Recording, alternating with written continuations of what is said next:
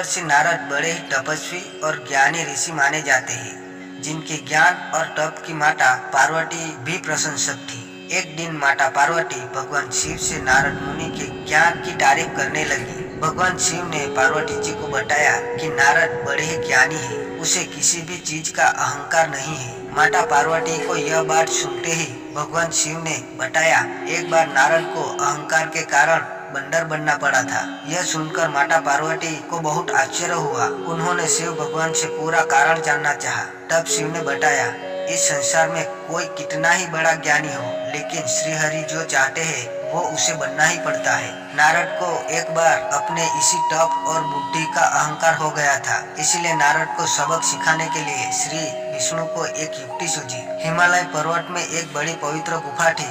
उस गुफा के निकट ही गंगा जी बहती थी। वह परम पवित्र गुफा नारद जी को अत्यंत सुहावनी लगी। वहाँ पर के पर्वत, नदी और वन को देखकर उन्हें हृदय में श्री हरि विष्णु की भक्ति अत्यंत बलवंती हो उठी और वे वही बैठकर तपस्या में लीन हो गए। नारद मुनि की इस तपस्या से देवराज इंद्र भयभीत हो गए कि कहीं देवर्षि नारद अपने तप के बल से उनका स्वर्ग नहीं छीन ले। इंद्र ने नारद की तपस्या भंग करने के लिए कामदेव को उनके पास भेजा। वहां पहुंचकर कामदेव ने अपनी माया से वसंत ऋतु को उत्पन्न कर दिया। पेड़ और पत्ते पर रंग बिरंगे फूल खिल गए, कोयलें कूकने लगी और भौरे गुंजार करने लगे। कामाग्नि को भड़काने वाली शीतल मंद सुगंध सुहावनी हवा चलने लगी। रंभा आदि अप्सराएं नाचने लगी, किंतु कामदेव की किसी भी माया का नारद मुनि पर कुछ भी प्रभाव नहीं पड़ा।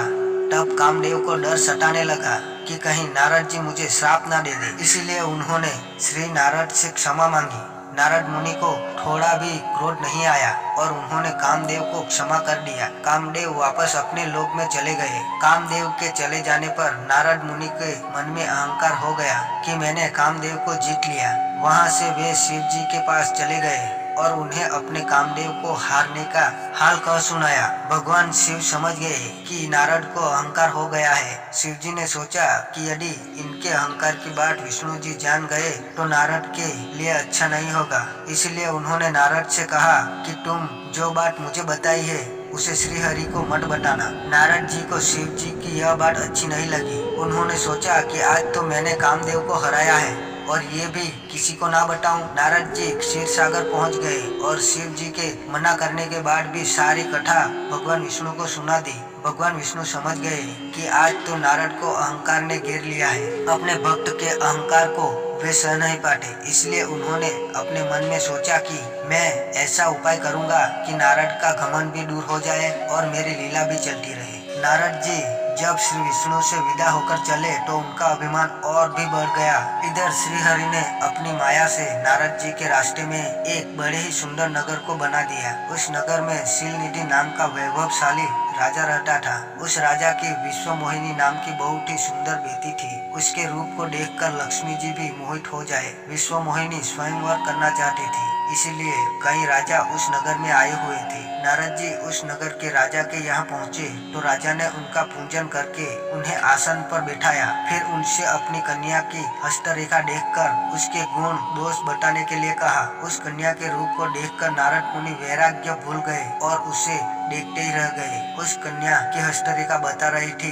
कि उसके साथ जो विवाह करेगा वो अमर हो जाएगा, उसे संसार में कोई भी जीत नहीं सकेगा और संसार के समस्त जीव उसकी सेवा करेंगे। यह बात नारद मुनि ने राजा को नहीं बताई और राजा को उन्होंने अपनी ओर से बनाकर कुछ और अच्छी बातें कह दी। अब नारद जी ने सोचा कि कुछ ऐसा उपाय करना चाहिए कि यह कन्या मुझसे ही विवाह करे। ऐसा सोचकर नारद जी ने श्री हरि को याद किया और भगवान विष्णु उसके सामने प्रकट हो गए। नारद जी ने उन्हें सारी बात बताई और कहने लगे, हे नाथ, आप मुझे अपना सुंदर रूप दे दो ताकि मैं उस कन्या से विवाह कर सकूं। भगवान हरि ने कहा, हे नारद, हम वही करेंगे जिससे तुम्हारी भलाई हो। यह सारी विष्णु जी की ही माया थी। विष्णु जी ने अपनी ही माया से नारद जी को बंदर का रूप दे दिया। नारद जी को यह बात समझ में नहीं आई। वो समझते रहे कि मैं बहुत सुंदर लग रहा हूँ। वहाँ पर छिपे हुए शिव जी के दो गणों ने इस घटना को देख लिया। ऋषिराज नारद तत्काल विश्व मोहिनी के स्वयंवर में पहुँच गए और साथ ही शिव जी के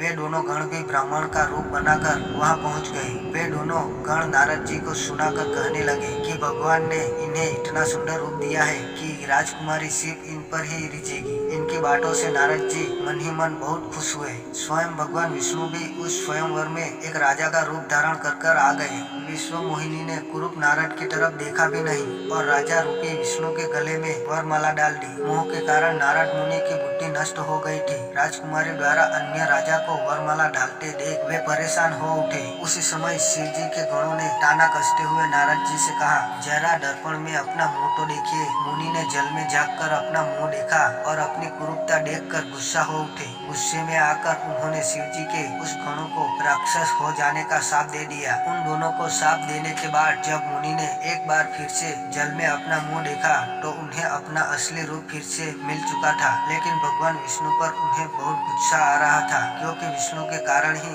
उनकी बहुत ही हंसी हुई थी। वे उसी समय विष्णु जी से मिलने के लिए चल पड़े। रास्ते में ही उनकी मुलाकात विष्णु जी, जिनके साथ लक्ष्मी जी और विश्व मोहिनी भी साथी थी। उन्हें देखते ही नारद जी ने कहा, आप दूसरों की खुशियाँ देख नहीं सकते, आपके भीतर ईर्ष्या और कपट ही भरा हुआ है। समुद्र मंथन के समय आपने श्री शिव को बावला बनाकर विष और राक्षसों को मदिरा पिला दिया और स्वयं लक्ष्मी जी और कौस्तुभ मणि को ले लिया। आप बड़े धोखेबाज और मतलबी हो, हमेशा कपट का व्यवहार करते हो। हमारे साथ जो किया है उसका फल आप जरूर पाओगे। आपने मनुष्य रूप धारण करके विश्व मोहिनी को प्राप्त किया है, इसलिए मैं आपको शाप देता हूँ कि आपको मनुष्य जन्म लेना पड़ेगा। आपने हमें स्त्री से दूर किया है, इसलिए आपको भी स्त्री से दूरी का दुख सहना पड़ेगा। और आपने मुझको बंदर का रूप लिया है, इसलिए आपको बंदरों से ही मदद लेना पड़ेगा। नारद के शाप को श्री विष्णु ने पूरी तरह से स्वीकार कर लिया और उन पर से अपनी माया को हटा लिया। माया के हट जाने से अपने द्वारा दिए गए शाप को याद करके नारद जी को बहुत दुख हुआ, किंतु दिया गया शाप वापस नहीं ले सकता था। इसीलिए श्री विष्णु को श्री राम के रूप में मनुष्य बनकर अवतरित होना पड़ा।